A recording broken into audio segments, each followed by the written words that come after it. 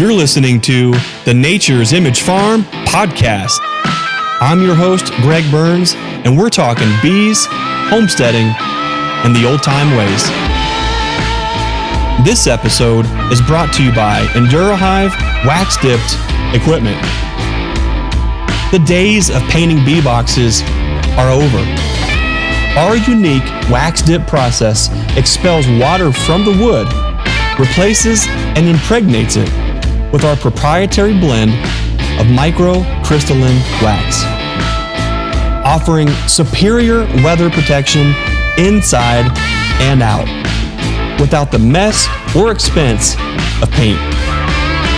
No paint, no rot, no hassle. EnduraHive, built to endure. For more information, check them out at naturesimagefarm.com. Now, on to the show.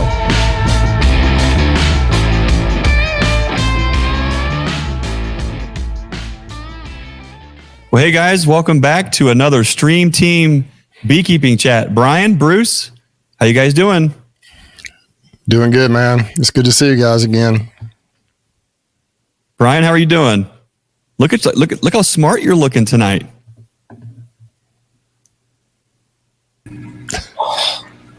Can you hear me? We got you. I don't know what's going on with my mic and all that tonight. No clue. Well, it feels like you've been a little bit rusty, it seems. We've been, you got the glasses throwing you off. The computer doesn't know who it's looking at anymore. And the microphone's like, who's this handsome, smart looking guy with, okay, there it goes. Now it goes back to regular Brian. There it is. Yeah. No, I had to put these on because, you know, there's a surprise here tonight that I see. So I have to try and look, you know, at least a little smarter than what I normally do. Okay, now take off the glasses for a second. There we go. There's Brian Coper, right. Beekeeper. I'll put him back on. Right. Now there's Brian Coper, Master Beekeeper. You see there the we difference? Go. Here, hang on a second. No. Look. See, when the glasses are all the way up like that, then it's just like kind of apprentice. But with each level, it's almost like they slide down a little bit. So I can sit and look like this now. Is that how it goes? Look at that.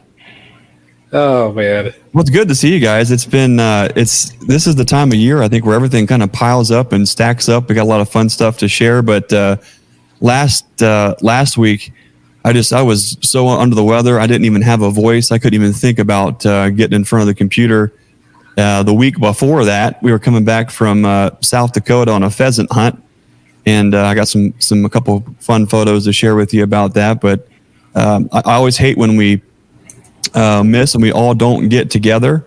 But it's a lot of fun when we can. And I think folks understand. It's a lot going on for everybody, and we appreciate the time that we do have together. If you're tuning in live tonight on the Nature's Image Farm YouTube channel, if you're checking out the replay later, or you're tuning into the Nature's Image Farm podcast, welcome, and thanks for spending a little bit of time with us tonight. We're excited to have you here. We've got a fun chat in store tonight, a winter beekeeping chat. It's that time of year where you're thinking, what more is there really to talk about bees?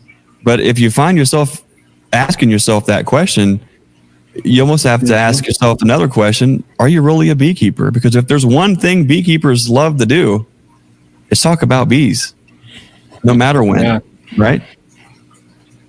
This is the perfect time of year to talk about them too.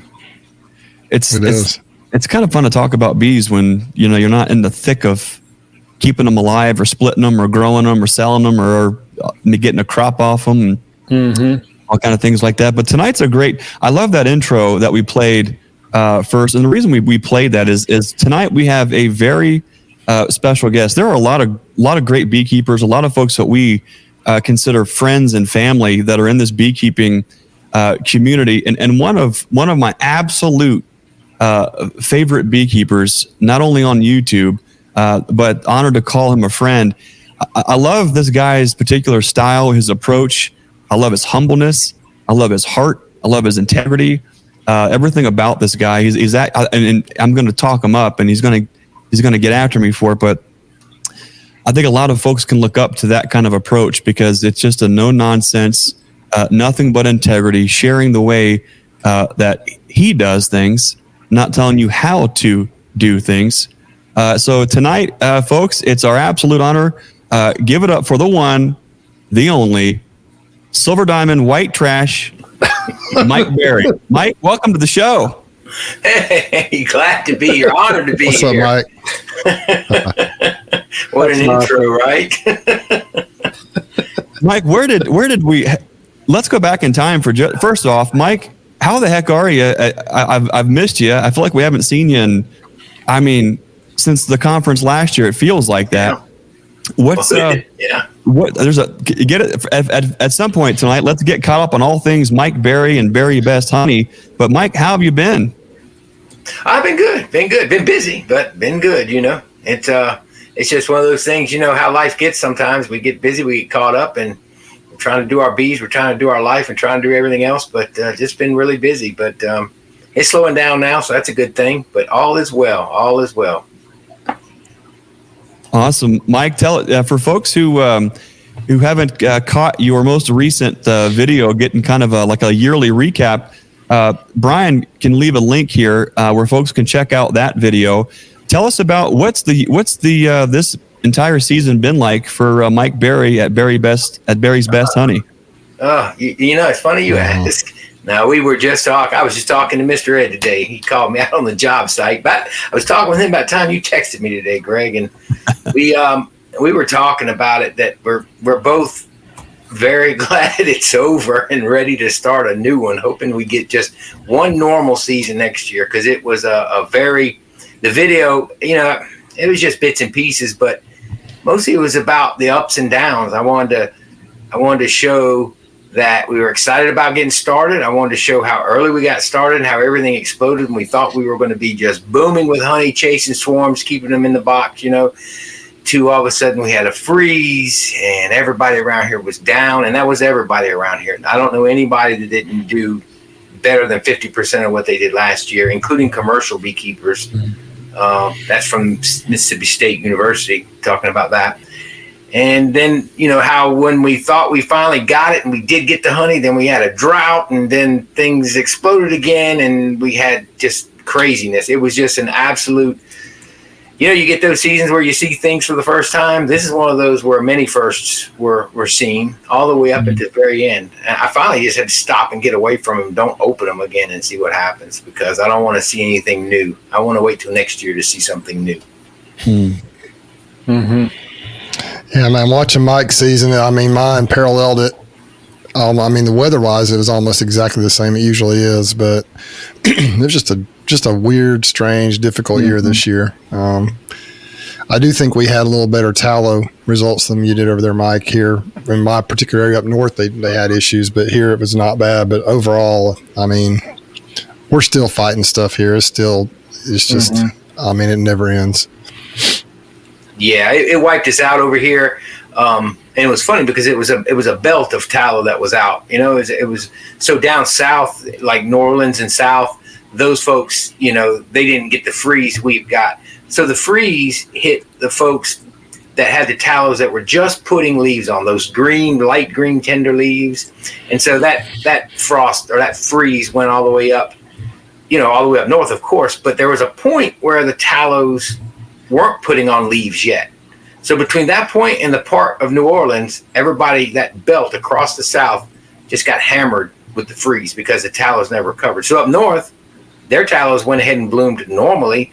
Down south, they had never gotten hit. And us in the middle, well, we just took a major hit.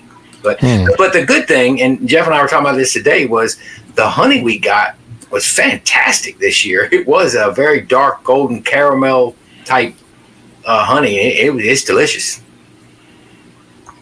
Good stuff. Yeah. Speaking of honey, I have a special jar of honey here.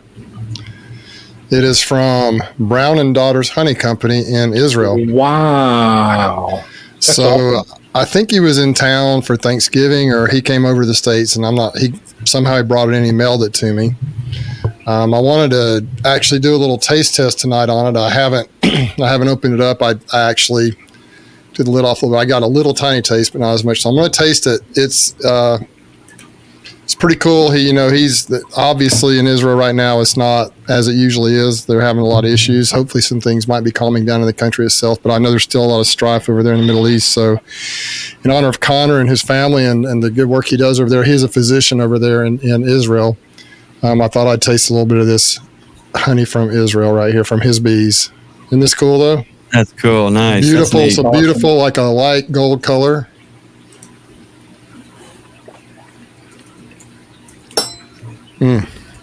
That is fine. Oh my gosh, that's really good. Whew. Okay, I wish you guys could have some too, but I'm sorry. Yes. I mean, way to rub it in. It is really good. It has kind of a unique taste, but it's really, really sweet. Let me see. I think he said that variety is mostly eucalyptus and Bolivian rosewood. So I hope it's a little different. Wow, eucalyptus and rosewood. Interesting. Very, very good. Can you, Brian? Can you put a link up to his channel? Maybe we can drive some folks to his. Yeah, I think so. I'm not sure, and if he happens to be on here or listens later, maybe he could clarify on this. But I believe there were some issues when that whole thing happened. There might have been some pushback from some trolls on his channel, maybe a little bit because of the fact that he's in Israel. I know he's hoping to get some subscribers. I'm not sure how many he's hit, but anyone, if you could go check out his channel, very interesting. He's, obviously bees are bees, and so he keeps them in a very similar manner that we do, but it's kind of interesting to see what he's doing over there in Israel. And he's from Louisiana originally, Mike, Connor Brown is. And I think he married a girl from over there in Israel, and so that's where they live now. But just seems like a great guy. I've got, he keeps me kind of posted on what's going on over there. I haven't heard from him since he contacted me about sending me the honey, but anyway, pretty cool stuff. And I'm excited to have his honey, and I'm excited to have him as a friend. And he is a friend of the stream team. I think it's the middle of the night over there, as in like 2 or 3 in the morning or something. So I'm sure he's sleeping. Every once in a while he checks in during the chat, but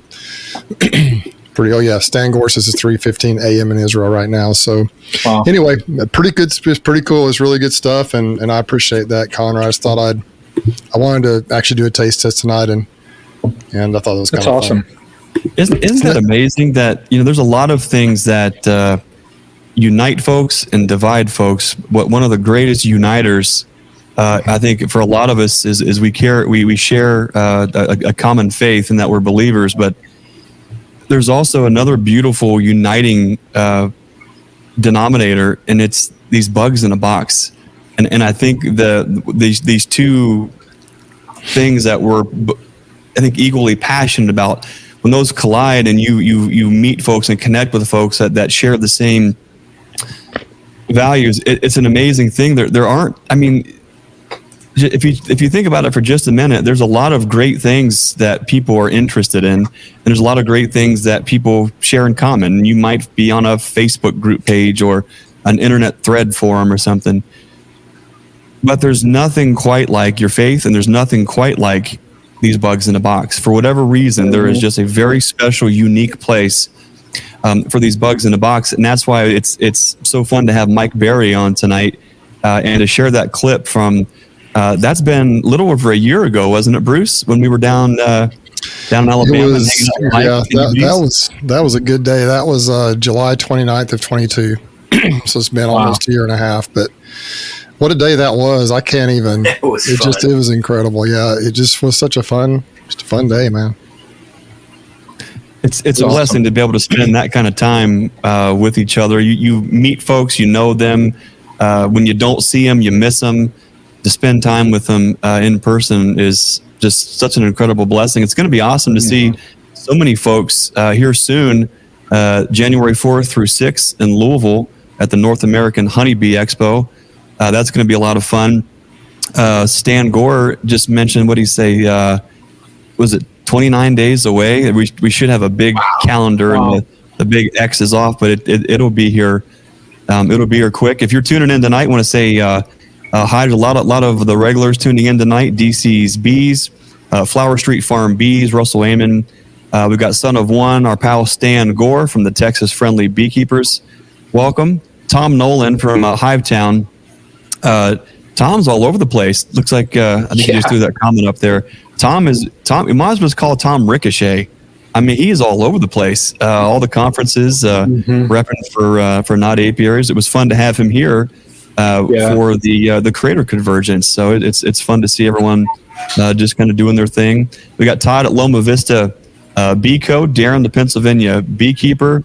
The list goes on and on here. We've got I saw Randy Reed, Trails End Farm, and Ohio beekeeper. Welcome. There's so many great folks on here, and it's a lot of fun to be able to meet with you. Mike, what's the Yappy Bee Man comments here? I'm here for the awesome guest speaker. This guy rocks. Yes. Look at that, Mike. Everyone's here for you. Mike, tell us about. I know you talked to us a little bit about your season this year. What was one of the most unexpected surprises or unexpected things that you really caught you off guard like the most this year? Well, it's great to be able to say the flow did, but it didn't really catch us off guard. It surprised us when the tallows burned. But once they burned, we knew it was going to be a flop. I think what caught me off guard and where I really underestimated the weather was the drought. We had a drought, and if you know anything about how I mess with the bees, I don't feed a lot. I don't do a lot of pollen sub. I don't really need to because they grow so well here with so much. But I think the drought. Wow, it we had no rain, and okay, it's going to come in a week, and it's going to come in another week, and we went 6 weeks in 100-degree heat. And finally, as the trees were down, we realized we're not going to get rain. We got a little rain just to break it up, and then we went another 6 weeks or so. And outside all the trees that died around here, that were just nothing you can do about some of them. I underestimated what that drought did to pollen, and I learned something. Give me just a second on this, but I learned something from Dr. Jeff Harris as he spoke to us one night about queens. He was talking about size of queens, and it all coincides with this drought. And when I was able to get through the drought and see how weak the bees were getting ready for the fall flow, it all made sense. And what he talked about was, he was talking about length of bees and how we keep them going through the summer sometimes, and really that's what kind of takes their life expectancy away, is we never let them slow down if we're always feeding them. And he talked about how a queen is fed royal jelly all her life, and as pollen goes down, the royal jelly production goes down. She gets fed less. She knows it's time to slow down. She slows her laying down, and then, comes back out of it when the pollen comes up. Well, we got wiped out of pollen for weeks, and it didn't dawn on me what was going on. And so that was the biggest surprise, because what happened was, while my hives do dwindle during the summer, I actually bring it on myself, because I know they'll build up enough in fall and be nice, compact colonies in the winter. That didn't happen this year. They dwindled down so far, it was scary far. Like, there were a few dead outs. No starvations, but they just got so weak that they were overtaken. And I'd have to say that drought really, I said in one of the videos, if I had to do it over again, would I feed for the flow that never happened? No, because it never happened. It wouldn't have worked out. It wouldn't have made a difference. But if I could do that part over again, I would have gave them a supplement and at least some feed through, because it wasn't a dearth, it was a drought, and there's a difference now that I've learned. So yeah, that was my biggest surprise, and it's got me sweating right now. I went out and shot some infrared cameras on my hives, just looking at them. They look good. The clusters look decent that way, but it's there's about 5 really, really weak hives out there, and it's kind of pins and needles for me because of that. Mike, do you think you're going to see some longer term concerns? Because you make a great point. A drought is a lot different than a dearth. Are you worried that this is going to affect your overall numbers coming out of the spring, and then what you're going to be able to do as far as honey production for next year? Yeah, I do. I don't know if it'll affect honey production if we get a decent flow, because again, I know you hear Bruce talk about it all the time, but the tallow tree is an amazing producer. But I do think it's going to affect coming out of winter, because yes, winter bees are all right. They're made different. They're different bees than summer bees, and actually that's another thing. Pollen depending on what kind of pollen you do feed them, will keep those bees. They will continue to make summer bees on into the fall if you're not careful with pollen subs. But I think as they dwindle in the winter, that's where I'm gonna see that these nests, smaller than I've ever seen going into winter, will be affected. And that's where what you say, I am a little concerned with what I might see coming out. And will it affect it? Yes, because how am I going to have plenty of builders to make queens with? You know, how many bees I need to make a queen with in my builder? Am I going to have big enough hives soon enough to make my splits and increase all my numbers to be ready for that flow? I don't know. It's a the season's going to bleed over into 2024, I'm afraid, as far as the craziness. So we'll see. I do believe, though, it's going to have an effect. Yeah. Dan Gore has a question for you, Mike. What is the smallest hive you have going through the winter? How many frames of brood? Oh, right now, probably 3 frames of brood at best on a couple of those weak ones. I think most of them are just above the size of a nuke. Some of the strong ones, of course, are about 8 frames, but there's not as many as normal. What I like to go into winter with is 6 to 8 frames in one box with honey on top. And I'm seeing stuff. I'm thinking some out there are 5 frames, maybe 4 in some cases. And that's not a big deal as long as it doesn't stay cold a long time. You know, we get those winters like the one a few years back where we had 8 inches of snow and we were in the 30s for a week or 2 straight, and you have 4 frames of bees. That can be detrimental. But that's rare for us. That's what will save it, is making it through. Think about it. In 6 weeks, and Bruce, in 6 weeks, you understand, you and I are going to be cracking tops, seeing who we're going to be splitting. 6 weeks. But that's what might help me. But yeah, some of those that are down to 5 frames, think about what dwindles out of a hive. Even though they're winter bees and they last longer, they live longer. You think about what you see dead in front of your hives over winter. That's the part that has me concerned. What will the die-off be, the natural die-off, and will they still be strong enough? Because February, that's when we get our coldest weather here, and that's when they'll be the smallest. Yeah, I'm experiencing some of the same stuff here, especially up in that Ozark bee yard, man. I think I just hit them too hard, too late with splits and stuff, and they are really, some of those bees up there are really struggling. I haven't been in them, gone through them in any type of, inspections to speak of. I've just, in about 3 or 4 weeks, I've been trying to feed them like crazy, really, ever since I made those splits, especially with Greg's queens in there. I went up there, the bee inspector was out there last week, and I was in Utah for Thanksgiving. Last week, the bee inspector wanted to take some samples, Nosema samples. He said, hey, can I go to some of your bee yards and get some samples? So I'm like, sure. So Ozark was one of the areas he went to. And he messaged me and he said, man, those bees they're struggling a little bit. He said and this is a problem I've never had this time of the year before. He said there are beetles all in them. And I'm like, you gotta be kidding me. And I've seen some beetles, but this time of the year, the beetles usually, they go way back.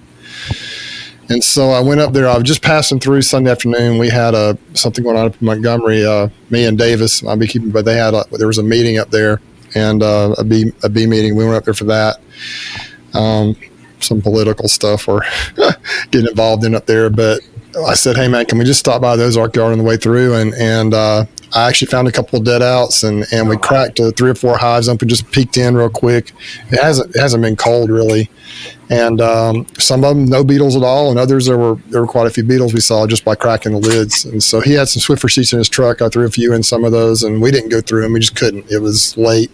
The problem I had last weekend is Friday and Saturday, my days off, it just dumped rain. I was going to go up there and get in them and see what was going on, and it just poured rain for 2 days straight, and I couldn't get in them.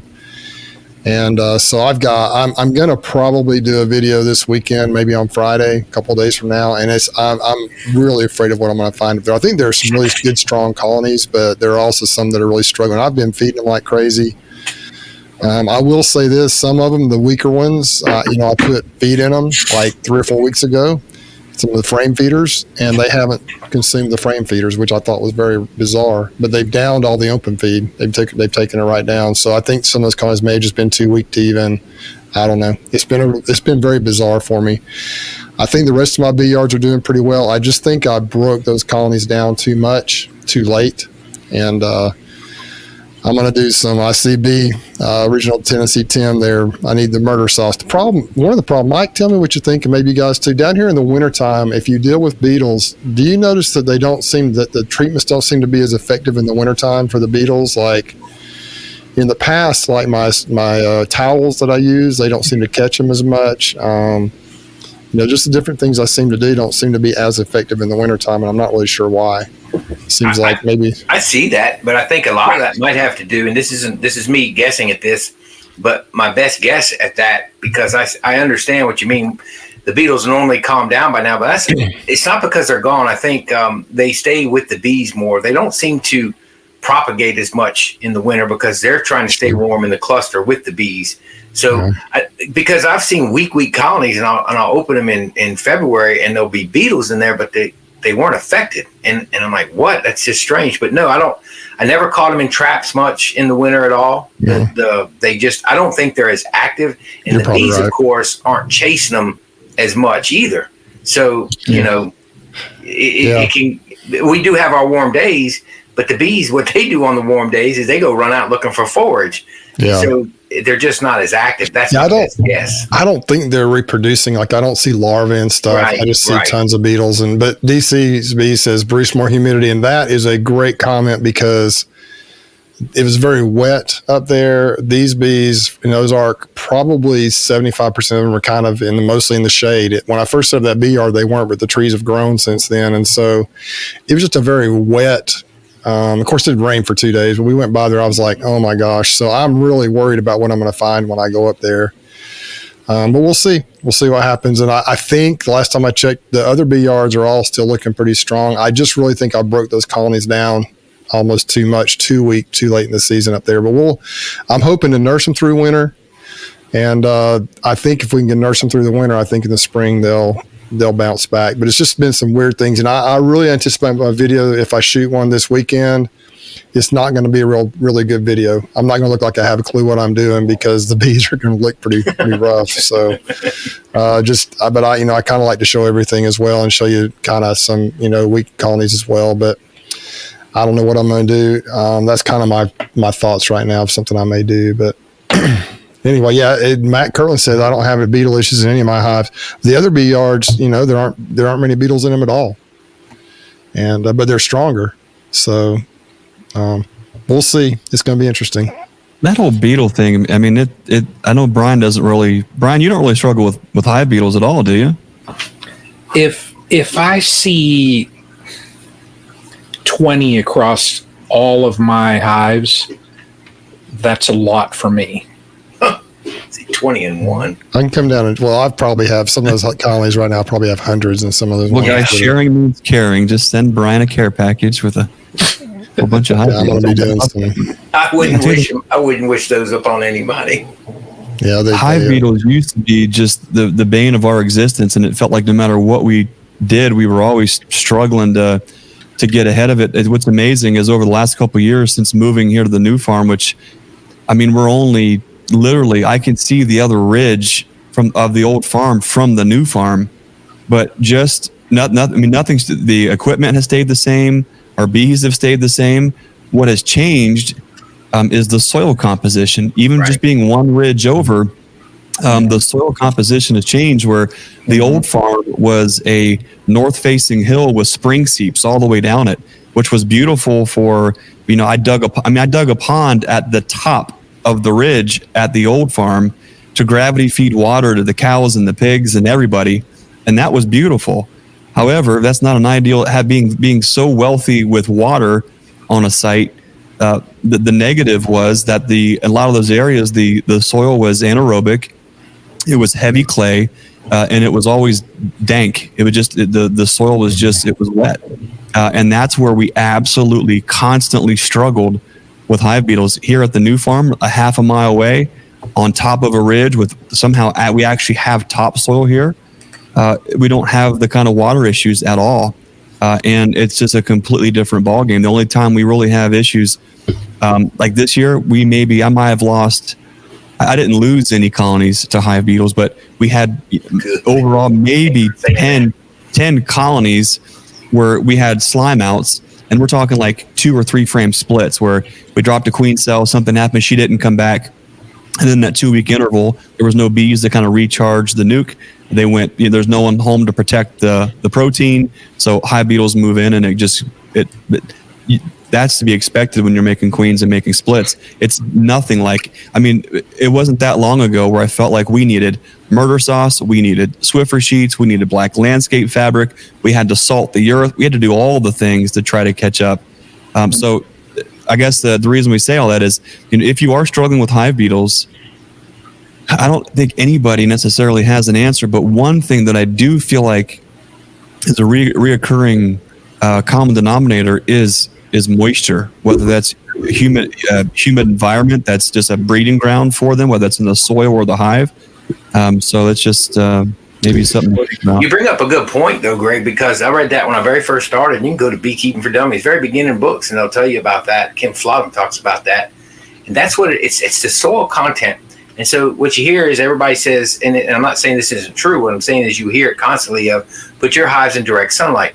Well, Jamie Ellis did a study at University of Florida about hives in the shade, hives in the, what do they call that? The splattered shade, and then partial sunlight. shade. Yeah. Dappled. Dappled, that's the word. Yeah. And he and I like Jamie. I really believe he does some solid research, and he found that there was not a difference when it came to direct sunlight versus shade with the hive beetles. But if you really go into the nuts and bolts of it, when people start talking about, or when researchers start talking about it, it's all to do with this soil. Well, so I go and put some out in the field in gray clay like we have here, and it's bright sunlight. That's hard, very hard clay. You can't drive a T-post through it with a driver. I mean, it's tough. Well, you don't have any hive beetles in the sunlight because the soil is so dry and it's so hard and it's so, then when you go in the shade, what do you have? Especially here in Louisiana, that old Mississippi gumbo. Little moisture. That's right. And where are my worst beetle problems? Out there under those trees where the soil is so moist and so soft. And that's where you have your problems. And that's been the word on hive beetles since they made it to the country, is if we go back to the basics, that's what they tell you, Yeah. Well, I don't know. This year, the hive beetles early in the year didn't seem bad at all. And then it's like they were late. It's like they were way behind usual. I didn't really think I had much of a problem until late in the year. And then, man, they just went crazy. So and during our drought, we had no hive beetles. So when we had almost 10 weeks of drought, when I would open a hive, there were no hive beetles. And there you go, dry, arid soil. It feels like we just solved a modern beekeeping conundrum, because you always hear that, put them in the sun or the shade, you're like, that doesn't make sense. I've had colonies in the shade that were totally fine. There was no issues at all with hive beetles, and we would have, prime, I love this. Okay, prime example, the old farm. I would be in direct sun, and the ground would still be so wet you couldn't hardly get a 4-wheeler up through it, up that hillside without tearing the ground up, because no matter what, there was still a spring seep, even in direct sun, so it's because of the ground moisture. That's actually something pretty. It's almost breaking news in my mind, because I've never really heard that until when we first moved out here to the new farm. The new bee inspector said, "Wow, this is going to be great ground here for bees. You probably won't have hive beetles here at all." And I'm thinking, What do you mean? Because, well, you're on the high dry ground. Where have you ever heard that or read that? I mean, that was never been a part of anything that I had ever learned or understood until that point. But this year, a lot of parts of the country had pretty intense droughts. We didn't have no hive beetles. I'm going to knock on wood, but what a fun thing to chase is that idea of sun versus moisture. It's like, I've got another thought here. When Davis was with me Sunday afternoon, like I say, we may have cracked 3 or 4 colonies open, just peeked in, maybe 5. And some of them we didn't see any beetles. Right next to one that would have, you'd open it up there, you see a bunch of beetles in the lid. We didn't have time to go through them or anything. But one thing that he said, and let me know what you think about this theory, he said that hive beetles can sense a weak colony. Do you think there's any truth to that? Because you'll be in the same bee yard, like hives next to each other. One has very few, The one next to it has quite a few. It's not like all the colonies are full of hive beetles or have a lot in there. So there's got to be a little bit of, maybe there's some truth to that they can kind of sense the colonies that are weaker. I'm not sure about that, or sick, in any way. Do you think there's any truth to that? I think it's not that so much as it is they're an opportunist like anything else. Here is a opportunity over here. Can we exploit the opportunity? Yes or no? Well, let's go find out. Let's go see if we can exploit the opportunity. Oh no, there's too many guards. They're running us out. We can't do anything about it. Okay, well, that's not going to be a viable opportunity. You go into something like a 2 or a 3 frame split where the queen never came back. It's not a weak colony per se. It's a 2 frame split. How do you compare weak versus strong in that scenario? But if there's not enough bees to run them out and defend it, so I think what you end up having is they know here's an opportunity, and then here is a situation where there is a protein that is not being defended. Let's move in, capitalize on it. But I think they somehow can figure that out. Yeah, I've had some people say too, and you do some treatments in the ground, whether it's grub-X, nematodes, or whatever. I think that's effective, but I think this time of the year, I don't know that they're reproducing right now, really, kind of like Mike said. I think they're just kind of hanging out, waiting until spring like the bees are. And so, if the theory is that the larvae drop out of the hive and that, whether you have black tarp down, shingles, grub-X, any of the different solutions to try and treat the larvae or kill the larvae when they fall out of the unctures of the hive. I don't know if that really matters too much in the wintertime. Anyway, I didn't mean to take over the hive beetle winter hive chat beetle stuff, because it's the middle of the winter, so most people don't have issues with beetles in the wintertime. Okay, but I think we've said this a million times, especially with Mike. There are no absolutes, right? So you think okay, so here's hive beetles, right? And hive beetles, like mites, like bees, they have a life cycle. Well, what is the hive beetle life cycle, right? Because now you have to go and start doing a little bit of mental exercise and start to think, okay, if we have hive beetles in our colonies now, like in Ohio, for instance, okay, there, I guarantee you, if I go out to colonies, if we dug through everything, we would find hive beetles, right? But there's not a problem. How are those hive beetles replicating all winter long? They're not going out and doing it in the ground. The ground's froze over. So how are they continuing to, are there winter hive beetles that are just cruising through the entire winter time? Or are they finding a way somewhere in the hive that's not protected to reproduce just enough to keep hive beetles in there? I mean, the more questions you ask yourself, the more questions you keep asking yourself. Right down the rabbit hole. I have seen in the middle of the winter, I'm talking when it's February and we're in like the thick of it here, Northeast Ohio, I've gone out checking my fondant, and when you lift one off to put a new one on, I'll just see 1 or 2. Yeah. And it's like, okay, what are you doing in here? And I just do the old crush, but you will see them in the middle of the winter, and it makes you just step back and scratch your head like, how are they still in there? Yeah, I wonder if they just kind of stay warm with the bees and just bide their time. I don't know. So beetles, what they do, I've done a lot of study with them. I did a presentation at our bee club on beetles, and I got a lot of stuff. I like Jamie Ellis. I read a lot of stuff from University of Florida. He's got a great paper on beetles. And so I got an illustration. I was just looking for it. I can't find it, but it's an illustration of the life cycle of those varmints, man. And what they do is they actually fool the bees to the point where the bees feed them. So they're eating off the bees. The hive beetles get to the point, especially in the summertime when they're in those jails they make, the bees will actually begin to feed them in those jails. So they don't die in those jails. They just stay trapped in them. And, of course, we release them. Well, in the wintertime, I suspect they're being fed as well, or they're just riding through the winter, not necessarily reproducing. But the life cycle is really would be pretty easy for them on warm days down here, or say in South Florida somewhere, even if they have cooler days, for those things to continue, and their life cycle is only a matter of like 3 weeks or so, if I remember right.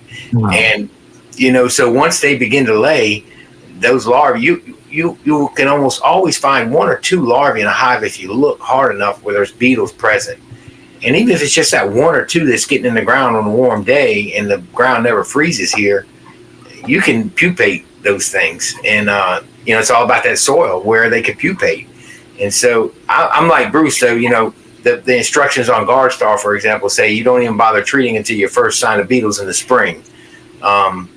So there's obviously some research saying that's when they begin to really kick it into gear. And that's about right, because they peak in the summer just like mice. I just want things to go away for the wintertime so I don't have to keep smashing them and seeing them. I want to be gone. I'm used to having them gone for about 3 or 4 months, but I don't know. It's going to be interesting. I like the old, I mean, some of them I think are really, really bad. Like we're talking hundreds of beetles, and then they're on the outside frames. That's what the bees do, run them out there. And so I think I'm going to be doing some of take the frames out, turn them sideways, tap them on another flat surface, and I'm going to be smashing them. That is a lot during this time of year. It's crazy. Yeah, I've never seen that. Well, I haven't really been in them, like I say, in 3 weeks, so we'll see. But I know I saw some the other day when I peeked in, and the bee inspector went to 3 bee yards. 2 of them, he said there was no problem, but up in Ozark, he said that there's a real problem with beetles up there, and I had seen a little evidence of that even before last time I was in them. So anyway, we're going to find out. But anyway, if we want to, it's interesting to be talking about hive beetles in December, but I thought I'd just tell you what's going on down here. Yeah. I wish I didn't have to ever talk about them, to be honest. I can't stand them. Well, there was a Stan Gore, Texas Friendly Beekeepers, had a good question earlier, and asking Mike how many frames of brood does he have, like the smallest. And Mike, what'd you say? Your smallest colony right now has 3 frames of brood and is a 6 to 8 frame colony. Yeah, there's one that's got probably 2, but I don't think it's going to make it. That one that was in that last video, but yeah, 3 frames, 3 to 5 are my weak ones right now. And that, again, that's not a bunch of them, but I don't have big, large 8 frame colonies or even 6 frame colonies like I normally do in the majority of my hives, which is scary. It'd be fun to go around the room here and just share. And Mike, for some reason, if folks haven't found the great Mike Berry yet, for folks who are just tuning in and seeing Mike Berry for the first time, what part of the country are you hailing from, Mike?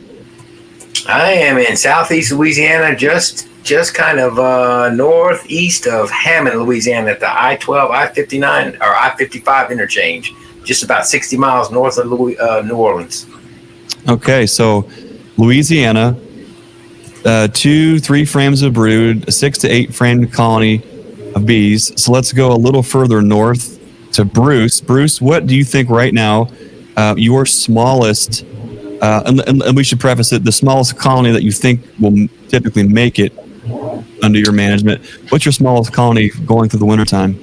What's your I've got some just like what Mike described. The ones that are weaker, I've already lost a few of those. And so I think if they're much weaker than that, when I say, I'm talking, I've got some that are probably on 3 to 4 frames of bees, and that's it, but they've got, very little brood. But those are some of the ones that, those carniolans, Greg, that we've talked about how small those cluster sizes get, and they will really surprise you in the spring. So some of those are the carniolan or Caucasian genetics that I have. And so, and I haven't honestly checked and gone through yours that I got from you and up there in Ozark in about 3 or 4 weeks. And so, but typically I've run quite a few single deep nukes through wintertime down here without any trouble. They do well. So, 3 or 4 frames of bees minimum you pretty much need. But some of them look really puny and scrawny and they make it, but most of the ones that are on 1 or 2 frames they'll die out.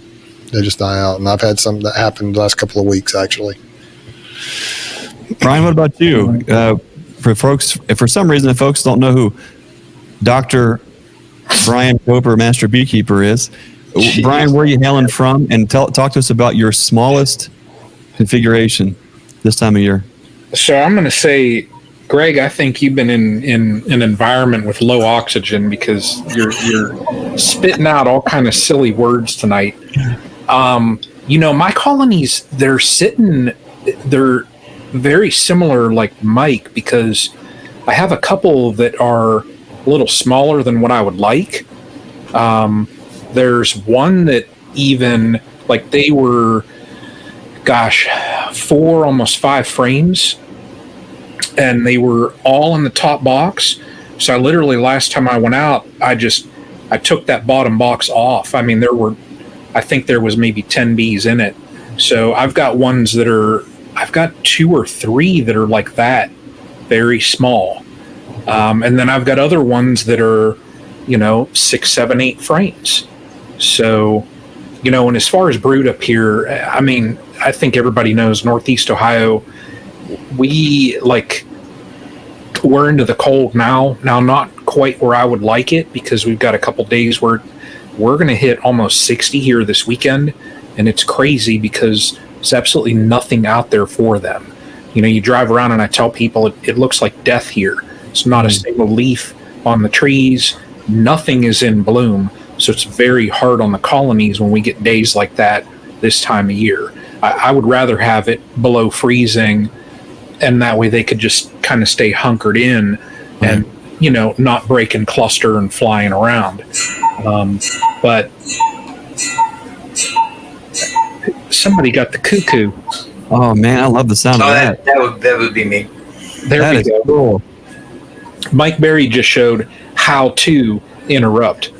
Look, that is the, when I grow up, I want to be Mike. I want to be as classy as Mike Berry. That's a class, is to have a cuckoo clock. That is cool. Yeah. I bought it in the Black Forest in Germany, actually. Wow, that's cool. Yeah. Nice. Yeah, That's but awesome. as far as brood, man, I would have to take a wild guess, because this time of year, I have never cracked boxes open to check the amount of brood. It's just, you would do so much harm right now if I went in there and I was cracking those propolis seals. I would cause so much damage. I would guess though that like my larger colonies would have to have 2 or 3 frames, I would think. Now, typically what you see though, like my last inspections, and I'm sure you see the same thing, like where you have those nice large brood patterns, later in the year, they're going to do this and this and this and this. So I would imagine that, there's just little circles. That's it. Because, I mean, we taper down to such a minimal amount of brood. Now, then we'll hit December 22nd and things will kind of reverse themselves that, we're a little over 2 weeks away from that. But yeah, we taper down to almost nothing really up here. Let's see. I want to thank Brian Castle Hives. Thank you for your $20 donation there to hashtag Silver Diamond White Trash Stream Team. Thanks for that. Got to keep that alive. Miss Catherine, thank you for that $20 donation. We really appreciate that.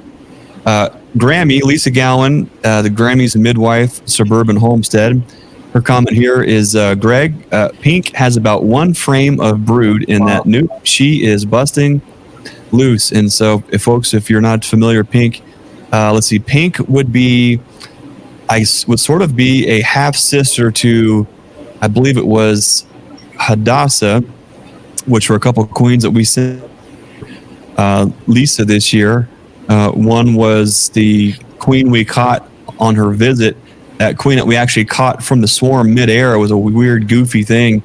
So go back and check out that video on her channel. What a fun time we had with Lisa, just having fun, goofing off like beekeepers, catching swarms. And then in the middle of catching a swarm, we caught a queen with the mating sign still attached, which was unbelievable. And so we let her kind of mature and prove out. And then once she did that, I sent her down with a buddy.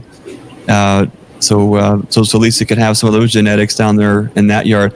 I tell you what's interesting is, in the talking about kind of smallest configurations, right now our smallest configuration here is probably on average, we've got a bunch of single 5-frame medium boxes here. That's it. On top of them, here in the next 2 weeks or so, we'll make sure to get some Hive Alive fondant on top. But here's something that is absolutely, these bugs in the box, they always keep us guessing. And as soon as you think you have an idea, you get comfortable. And unfortunately, when you get comfortable, it can create complacency. And then complacency can sometimes kill.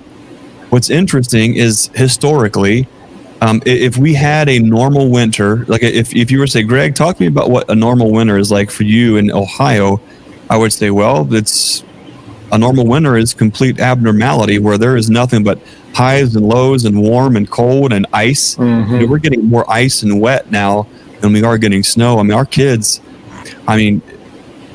we get 1 or 2 good sledding days a year, and that's it. And most of that, it's ice.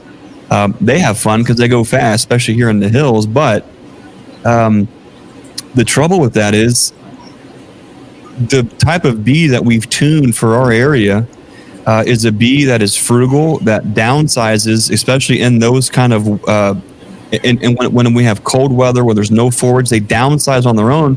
And they hunker down, and they can just cruise with low populations, with low nutritional needs. They do a better job at doing that without kind of brooding up so much. That only works when the weather does that. So let's see if I can. I accidentally hit the wrong button earlier. I'm gonna see if I can we? Let's see. I want to throw this picture up here, and it'll segue into there. Here is let's see. I can't get any bigger than that. Brian, you had a picture of little Eli there, and I don't think he's grown at all, other than getting haircuts.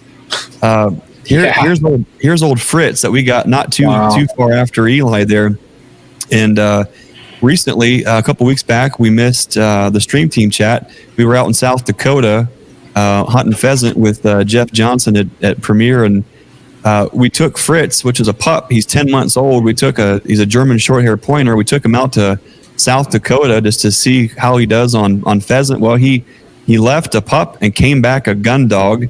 And so here's a photo right here of Fritz in his first pheasant, wild pheasant there in South Dakota. So that was an absolute lot of fun. What's interesting, so I had to brag on Fritz there just for a minute. The weather is, you start as beekeepers. I feel like the larger you get as a beekeeper, a northern beekeeper, you almost find yourself in a position where you get to a certain point and you're like, what am I doing? Why are we trying to raise all these colonies in this context in Ohio? Because it's out of context to be trying to raise several hundreds of colonies and keep them in Ohio and not have them go south, just for the sake of how it's done and bee population and growth and business plans. So historically, we've been trying to tune up our genetics to a bee that is more in tune with the local ups and downs with the weather and all those kind of things. Well, before we left to go to South Dakota, we have a test yard here of some boxes. And so literally right before we just left for South Dakota, we dug through all these colonies. And we're trying to see what the bees were doing, and we're testing some equipment and things like that. So what was that, 2 weeks ago? So 2.5, 3 weeks ago, I go through there and I'm digging through, single deeps and double colonies. And I'm finding 2 entire frames of sealed brood in colonies. I have never, ever, ever seen that, ever. Wow. Right? These are off our Caucasian lines. And I'm thinking, what in the world's going on here? Why are these bees doing that? In my mind, the reason I'm going down this rabbit hole is you get comfortable and you say, okay, here's what our bees do. And that's based on the weather patterns in which the bees have consistently done that. Well, then you have to remind yourself, why do we have so much brood? Why is there so much pollen? What is going on? And you have to look at the weather and you're thinking, we haven't even had anything close to warm. We had a week of cold weather, and then it was coupled with 6 weeks of extreme, 60-degree weather and 70-degree weather in the month of November. So the bees are in tune with the weather, and they're thinking, no, it's still time to make brood. So we do. It's not until we get the cold temperatures, we get no kind of protein, no pollen of any type coming in, then they start to slow down. Why are we rambling about this tonight? Because you get comfortable in putting an approach together that suits what you think your weather is going to do that year, and then it all changes. Look at Mike's season. It was one wild card after another. Bruce is the same thing. You, as a beekeeper, you try to build experience year after year. So as you are making decisions and choices in the bee yard, you're moving the needle forward, and that's all based on prior experience, the art and the wisdom of beekeeping.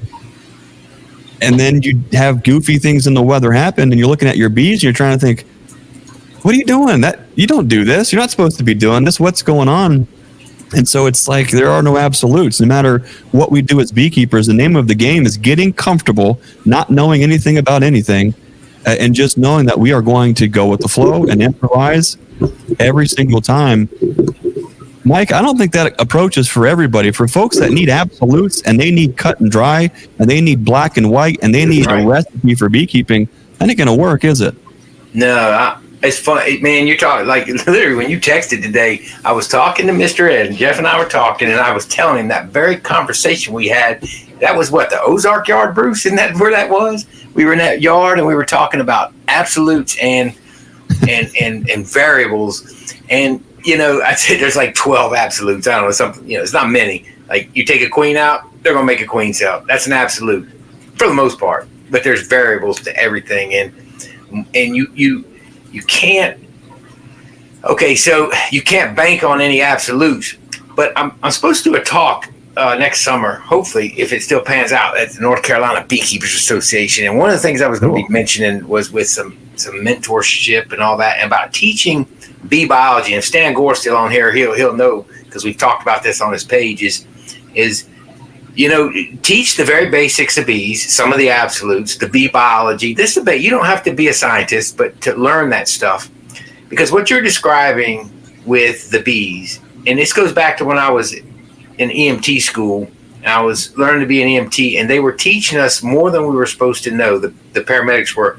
They were teaching us physiology. Because what they wanted us to learn was, when you're working on somebody out there in the field, okay, and you see them start to crash, if you know the physiology of the body and you know what's wrong with that body after you've done your initial assessment on that person, you know, why is the pulse rising, the blood pressure dropping? And then you begin to understand the physiology of what the body is doing.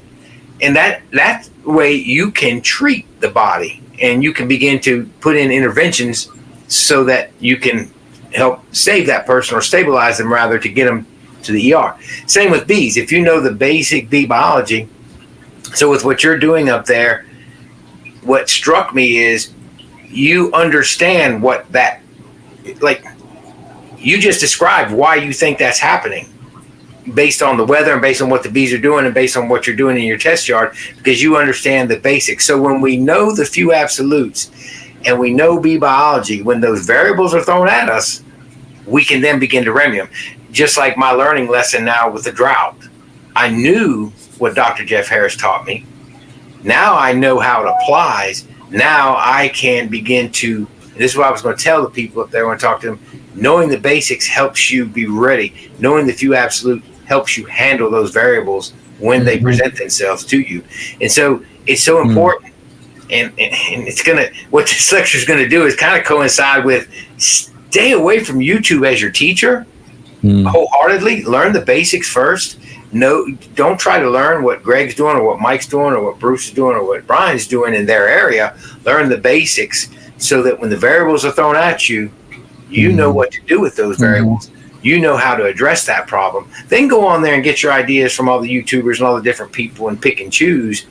Because to me, that is the biggest thing is understanding what's going on with that hive. Just like you are. You're describing what you found, and you've never found it before. It was thrown at you, but you've already kind of figured out why trends are changing or why things are going the way they are. Just like we talked about the beetles. You understood the basics of the beetle life cycle, then you understand the soil composition, blah, blah, blah. So, yeah, that to me is, so you try to go on any absolute, you're going to be done with, man, because it's going to throw you a curve.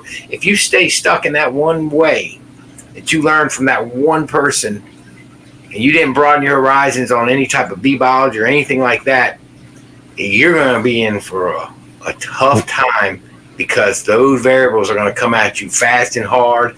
And most likely a person that doesn't want to broaden their experience, and I've seen these as I've mentored, and that's what the whole lecture was about, mentoring, is I've seen how they're done. They give up. They can't figure it out because it was this in the book. This is what the book said. And it doesn't work that way.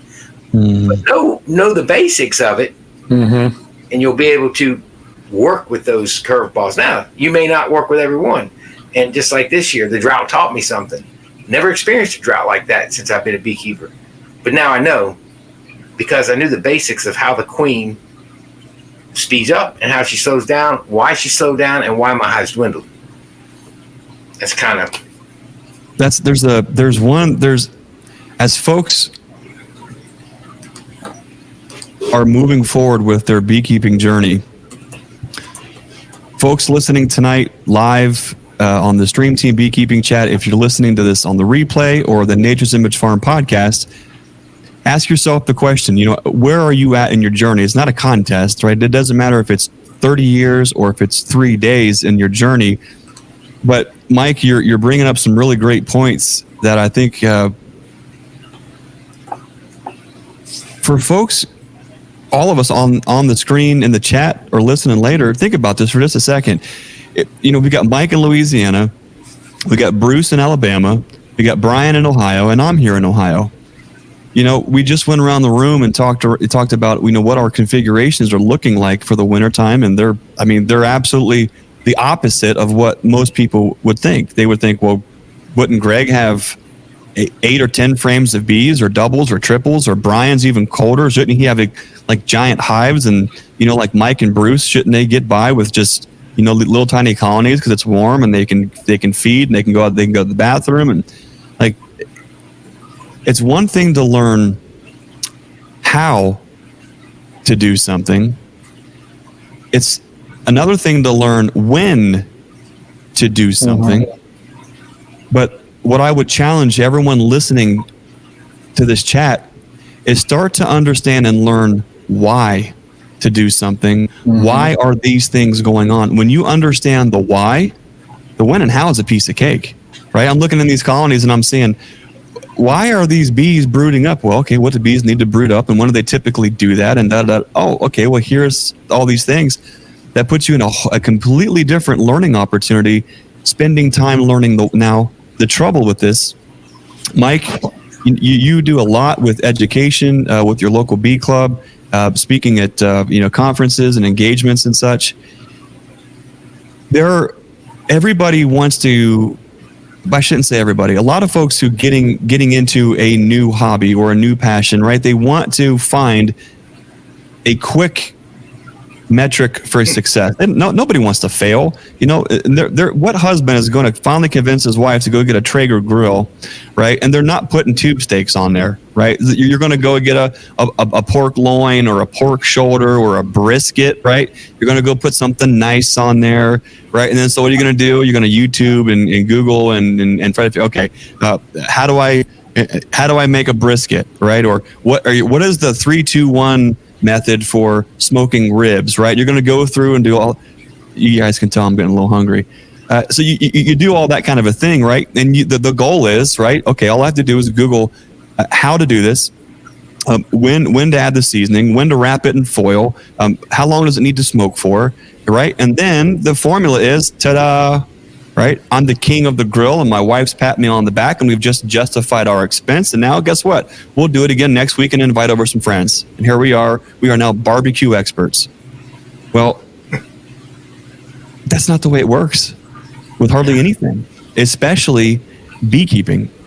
Everybody, unfortunately, it is how I think we are as a human species, how we learn. Everybody wants to find the shortcut to success. You might find a shortcut to finding to be successful in something, but you can't. There are no shortcuts, and that's the hard part with beekeeping, is because when there are no shortcuts and you get into doing this thing, the learning curve can be steep, and you're talking about bees dying and losing your investment. I wonder how. I mean, I don't know that I see a lot of education tailored around why. Mike, yeah. What are you looking forward to as far as sharing your experience with bees and beekeeping this year? How does your beekeeping kind of shape your approach as an educator? Well, life experiences, of course, right off the bat, because you know my saying. Okay, it's not a how-to because okay, I'm not bashing any channels that say this is how-to. I will bash those that say this is the best way. I don't like those. Yeah, but I think that's why I'm not a how-to, because what I like to do, the way it shapes mine is the experiences. I take nuggets from different researchers. I like researchers, and I like good periodicals. I like valued and solid research when I start talking about stuff. But how it's going to shape mine is just, I bring that drought up once again because that's a learning experience. And so when I talk to people, I talk to them from experience, my experiences, not necessarily a lot of experience, saying, I've been doing it X amount of years, but what shapes mine is my experiences that I've had based on what I've read and how it lines up. One of the things the saying I was coming up with for that lecture, and I pulled it up because I wanted to say it exactly how it was, is knowing the few absolutes allows us to deal with the variables. Okay. Mm-hmm. I feel like that's the key. And so what I have learned is I've learned some of the absolutes that are there. There are a few, there are not a lot. But that's what shapes, if you want to call it educating people, is what I've learned, what I've seen, and how it has affected my beekeeping operation, what my bees are doing, how I'm going to grow, what my goals are. And so that's what I like to put out to people, is you got to find out what your goals are, what you want to do with your bees, but you got to learn from experience. And here are my experiences. This is what I have seen. I don't ever get out there and look, that if you do YouTube, you get these comments back that just, they hammer you home, man. They set you straight. And I always look and go, hey, that's fine, but that's not my experience. Or, hey, that's fine, but that's not how I want to pursue it. So I'd say my experience is what really, when I see anybody that I'm going to talk to, I usually try and pull something that I've experienced. Mentorship is a big one. I just did a little thing with Phil Duncan at his bee club in Southwest Missouri. We did a Zoom for their bee association meeting. And that's what I talked about, was mentorship and the pitfalls I have had with it, the successes I've had with it, the gratification I've had with it from helping people, but what to avoid and what we all have to offer as a mentor. So I go from my experiences that I've had. And so that's what I see is how I will be talking to people in the future. That's how I talk to my bee club. That's how I'll talk to anybody, is what I've seen, how it's worked out, and how I can help in my area, especially with problems that are common that we see regularly. I don't think you can go wrong when you're speaking from your experience. You're not saying this is it's not my way or the highway. It's right. Not this is the best way or the worst way.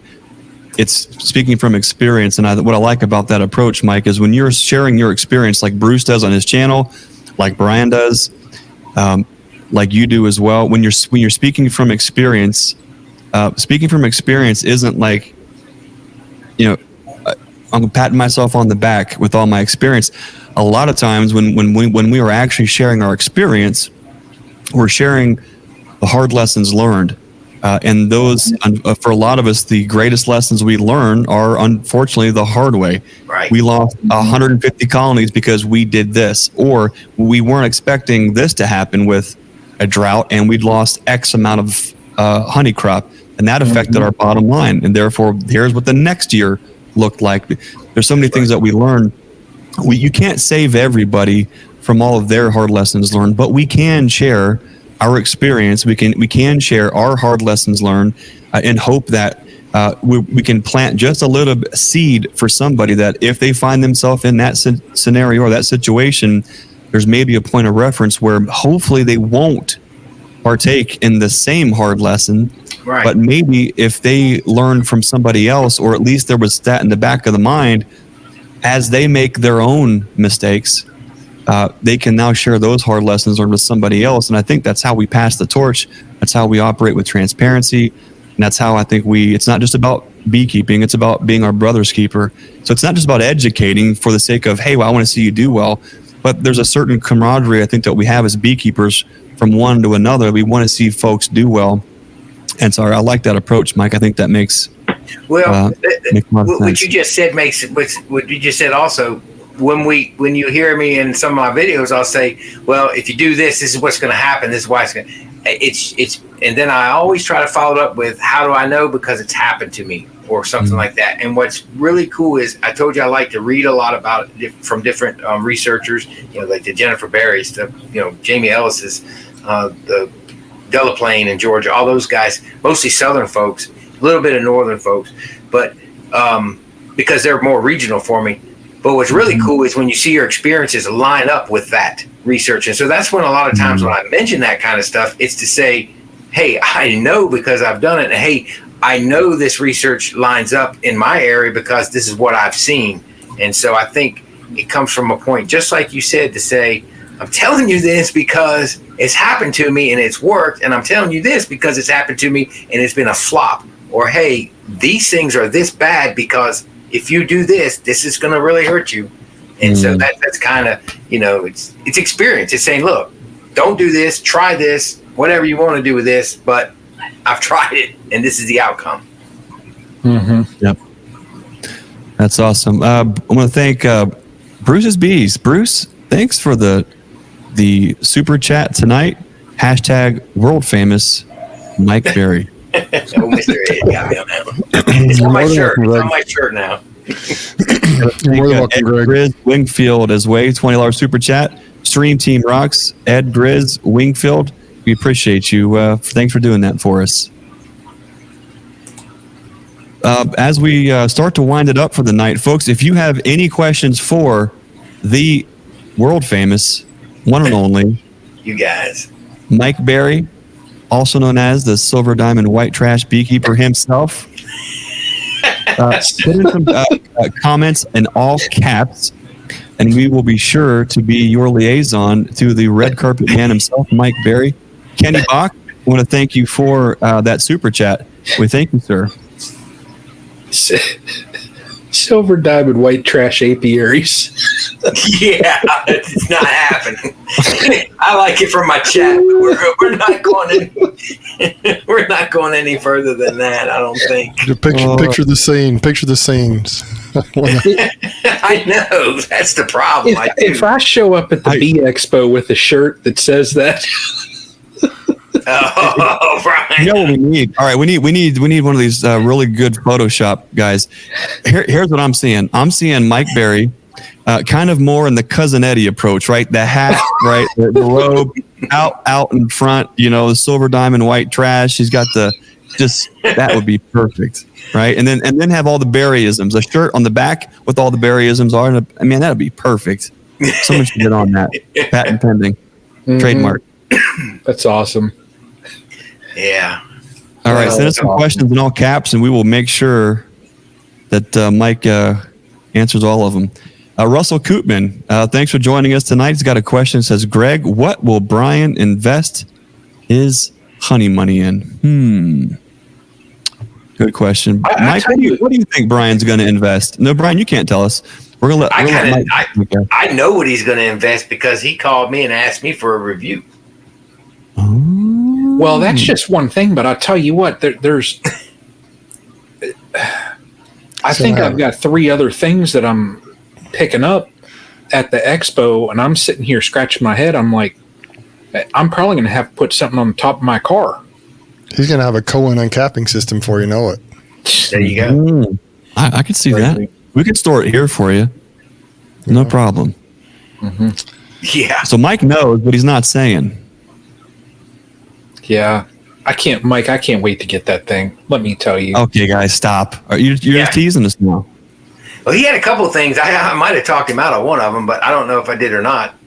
What's the that? jury's still out on that. Oh, yeah. You Because did. you seemed successful on what you did, and Yeah, you did. You talked me out of the other.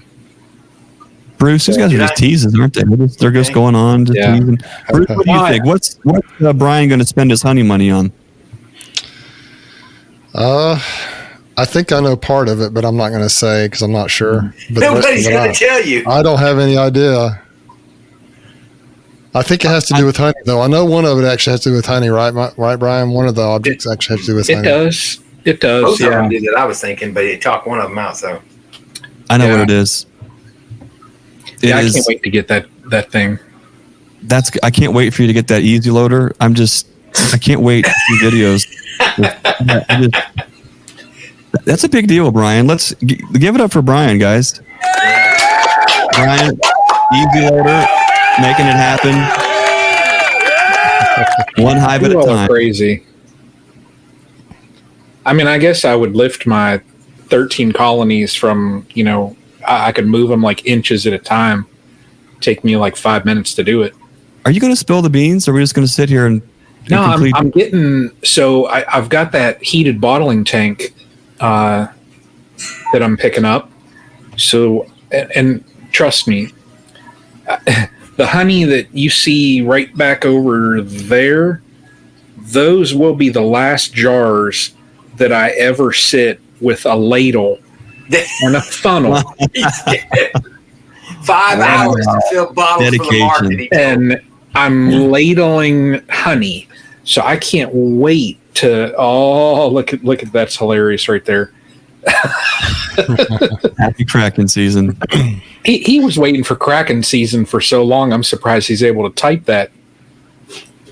Brian, Kraken season every day in Canada for Ian. It's like he gets a 2-week season. It's snow on both ends of it. I mean, it's Yule time logs and fireplace, wood stoves going, and Kraken. It seems, huh? Now I've got that bottling tank coming, and then I've got 2 things from Ricky Rourke that I'm picking up. I'm actually getting 2 observation hives. I've got one that I'm going to hang in my honey house. It'll be a larger one. And then I've got one also that when I go to markets or I go to, any, like if I'm going to speak anywhere, I've got one of those ones that fits on top of a 5-frame nuke.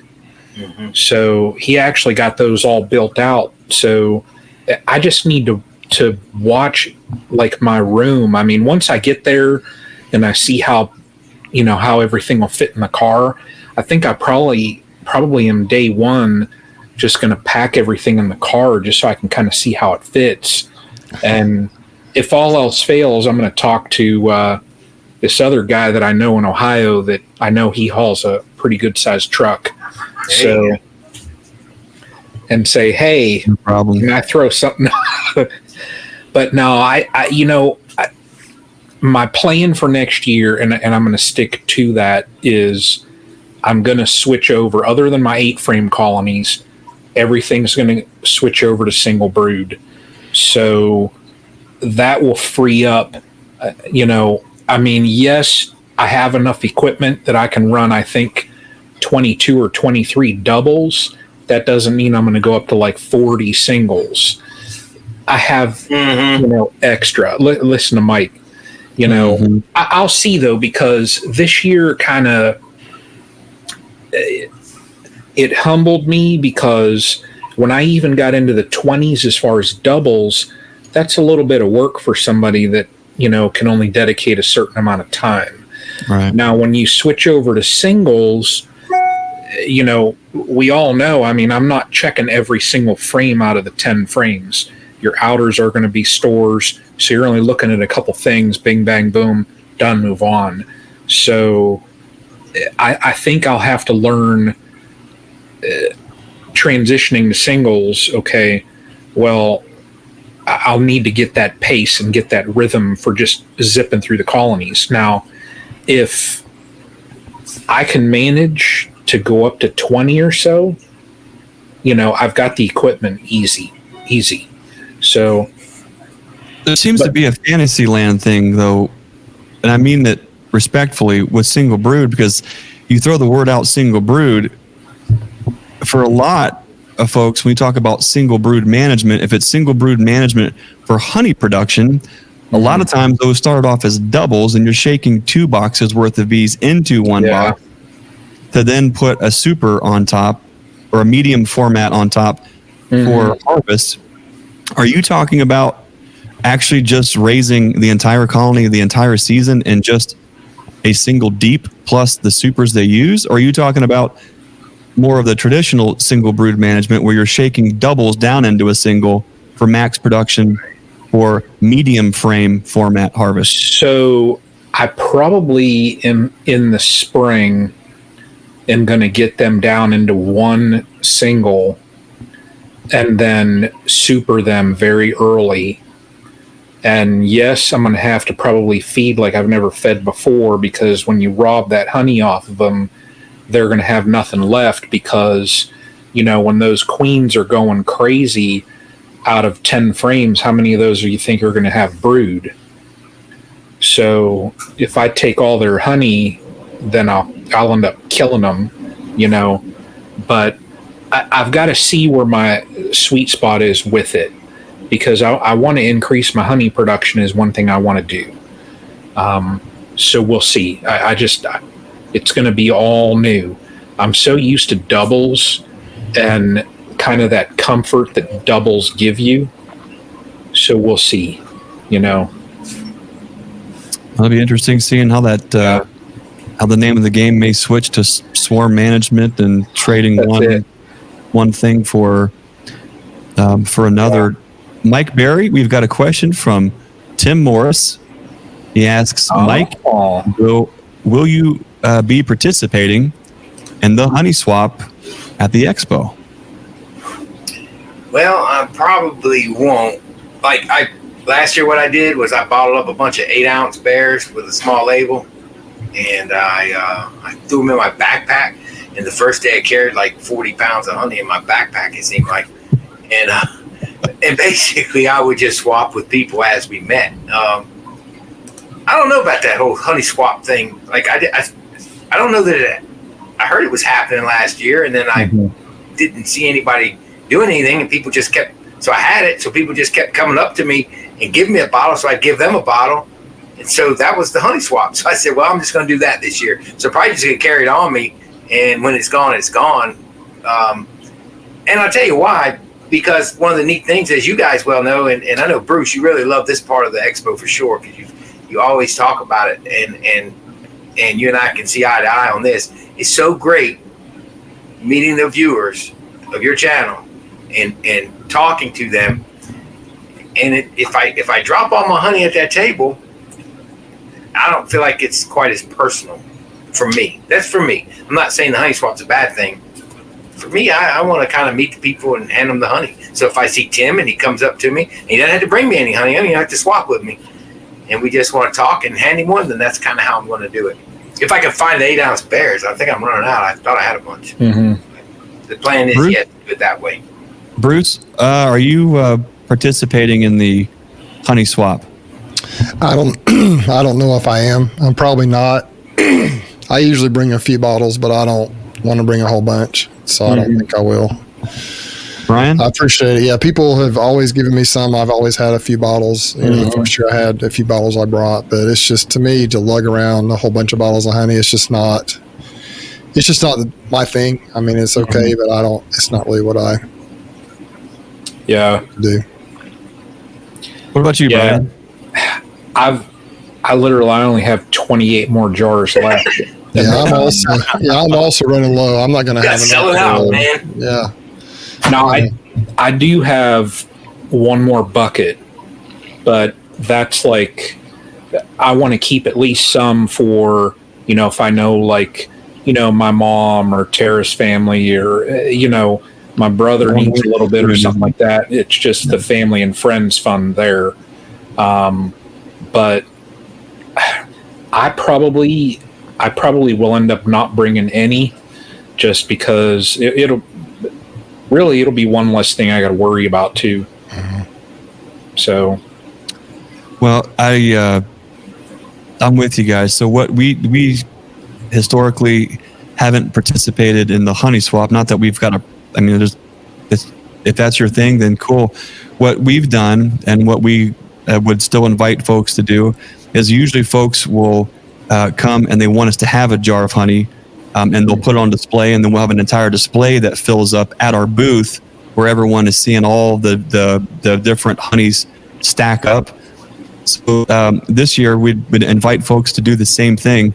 If you'd like your honey displayed at our booth for everybody to see, we would invite you and would love to have you to do that. that honey then we bring back from our booth at the conference, and we bring it here to the shop at the store, and it's on display for the entire year for all the customers coming in and out. It's sometimes in videos and things like that. That's just a way that we can collaborate, where you can bring your honey. It's on display. Everyone gets to see it and appreciate it. What we're going to do this year with the stream team, with the Nature's Image Farm and stream team chat and podcast studio. If folks want to bring honey, we'll have a place for you to display it that will actually be on display in all the videos. So if you think it would be cool to see your jar of honey behind us as videos come out in the future, then we'll have a spot just kind of designated for you to just boom, put it there, and then everyone will kind of get to see it and appreciate it. I know if you're thinking, well, you guys are a bunch of, Scrooge, bah humbug. What do you mean you're not going to do a honey swap? Hey, I think it's cool. It's a lot of fun. If that's your thing, I think for a lot of us, the expo at this time of year, it requires such an enormous undertaking.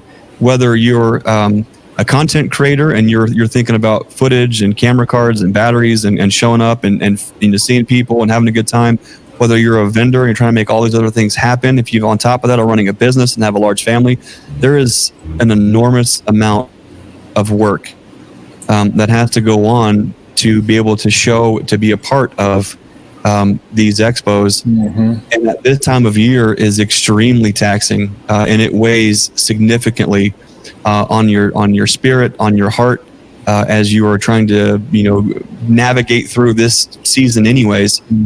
But to prepare for the largest honeybee expo in the country, we can only do so much. And so we are trying to make sure that we are capitalizing on things where we can bring products like our wax tip boxes and bucket feeders.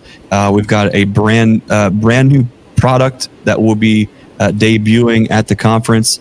There's a lot of fun, exciting things that are going to be happening at the conference. The stream team, Bruce and Brian, will all be there.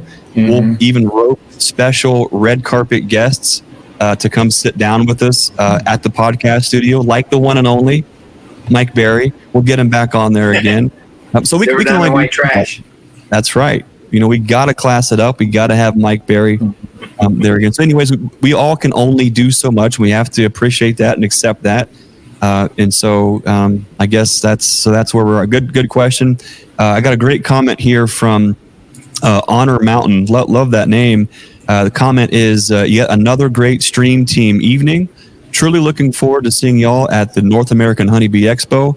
Merry Christmas and all the best for a happy new year. So we really appreciate everyone spending time with us tonight as we just are kind of hanging out together, talking about bees and hive beetles and honey swaps and who knows what. We really appreciate you listening to the Stream Team Beekeeping Chat live here on the Nature's Image Farm YouTube channel, the replay later, and on the Nature's Image Farm podcast. Thanks for tuning in. We really appreciate you guys. As we start to maybe kind of close things up here, we'll check in on a few more questions. If you have any questions for Mike Berry, be sure to leave them in all caps. We'll get them on to Mike. In the meantime, Mike, what are you most looking forward to in 2024? A normal season? What's that? I hope. No.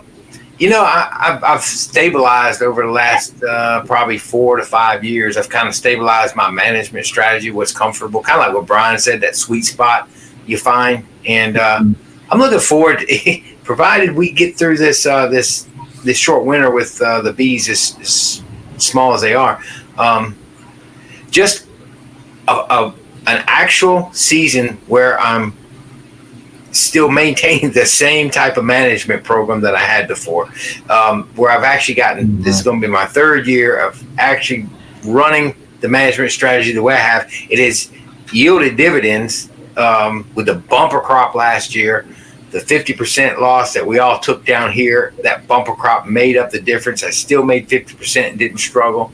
And I'm looking forward to a stable management plan, I guess is what I would have to say. Finally, I've experimented here, experimented there. I've went to this, then back to this, and back to this. And I think I found something I really like, whether it's my own queens or somebody else's cells. I'm happy to have a stable management plan. That's creating some uniformity creates consistency, which creates a certain amount of, as Bruce would say, intentional beekeeping. You start to build on the things that you feel like you understand, that you feel like if there are variables you can work through and still find success. And I think that gives you a certain foundation to work through with your beekeeping that makes all the difference in the world. Bruce, what are you looking forward to most for 2024? Well, I've got some irons in the fire, some things I'm working on, as you guys know, and I'm still trying to get to that sweet spot, Mike, and figure out exactly what I want to do when I grow up. I do think, I'm in the process now of we've about maxed out our honey house as far as with the Simple Harmony Farms uncappers and the 2 tanks we have. And, you have some sore forearms and fingers after you do, 1,500 or more frames of honey in a day. So we're looking at possibly, I've got a bead on possibly a really quite old Cowan uncapping system, and so that would be good if we can get a hold of that thing and just making it faster and less physically demanding to actually uncap and extract the honey. But I'm just trying to, once again, as you know, iron in my genetics a little bit, but I do want to maybe try and make a few queens, work on that a little bit, and just get some, try and hone in on my management style a little bit more. I'm a little bit nervous about the Ozark yard. That's the yard that I really want to do the best, but right now they're the ones that are struggling the most because I've been in them and messing with them the most. And so, trying to kind of tweak and change and fix and all these things, and the bees I've kind of left alone are doing better than those. But I think it's because I did that so late in the season. So I'm eager to see how they come out of winter. I'm eager to see what they look like, and just kind of as I say, draw back and punt. Just kind of I don't know, calibrate what I'm doing and just continue to try and get better. But I do want to get into instead of trying everything, I do want to kind of hone in on a set way of doing things. Not doing pollination this year, may not do it in the future at all, I don't know, which is going to allow me to be able to really pay attention and work on the bees here when they're normally off in California. They're going to be right here, and I can really just continue to monitor and come into the spring and just see what we end up with. So it just sounds like a lot of work, but I'm excited about it. Well, you're in the right vein where you start. I think we go through this thing every single year. You get to just about the Thanksgiving burnout where you're thinking, what am I doing with my life? What am I going to do with the rest of my life? Did I make all the right choices this year? Why in the world did I do that? And what in the world is it that I want to do differently next year? You hit this burnout wall. You finally melt into a puddle of despair. You pick yourself back up, and then all of a sudden you detach from the situation. You reassess what it is that you want to do, and then you put that new plan together moving forward. And then what it reminds me of the scripture in Proverb that hope deferred maketh the heart sick, but when it comes, it springs up like a tree of life. And I think this is that time every single year where we then have hope for the next year. We make changes, do all those things, and then it just wells up inside of you like the tree of life. And now you're excited to do all those things, like a Cowan line or all this work that is going to be ahead of you. But you're so on fire, you're passionate because now you have hope in that thing that you're doing. And I think that is so important as we move forward. This time of year is to remember that, hope deferred makes the heart sick, meaning if you lose hope, that not only does it make your heart sick, it makes your spirit sick, it makes your soul sick. It festers, it eats at you, it tears you apart. But when you can reframe that, and all of a sudden that hope wells right back up inside of you and gives you the passion and the motivation to move forward. That is such a big deal. That I think a lot of folks are so caught in the grind of doing whatever that it is that they're doing, but they don't give themselves the space to work through all of that so they can get to the other side. Brian, what are you looking forward to in 2024?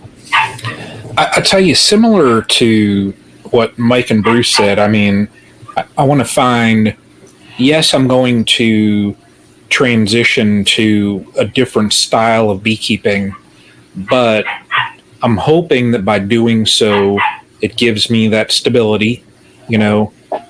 I want that uniformity just across everything, and I think I tried to do that a little bit this year, just switching over some of my equipment so that everything is standard.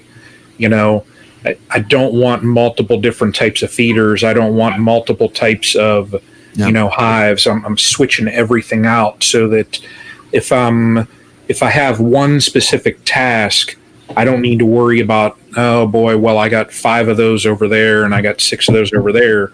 So I want that standardization in the apiary. It'll be interesting. I think though, with what I've learned so far in just the last 3 years, yes, this was finishing up my 7th season, but really in the last 3 years is where I've learned. First few years I was just kind of like that bee haver, but I'm going to take what I've learned in the last few years, and 2024 I think is going to be very fun. Just you can play around a little bit more when you have a little bit of knowledge. So, and like what we discussed earlier, you have to understand the why, and your reactions are a little bit different. So, next year, I really am looking forward to it. I don't want to play around too much because, I want that stability in the apiary. But if things go according to plan, I think probably the one other thing that I'll do is set up a couple nukes. So it'll be fun. I mean, next year's going to be a load of fun. It is. So I can't wait. Honest, I can't wait. I think there's a lot of great things on the horizon for next year. I know a lot of us are focused on the all the things that are upcoming.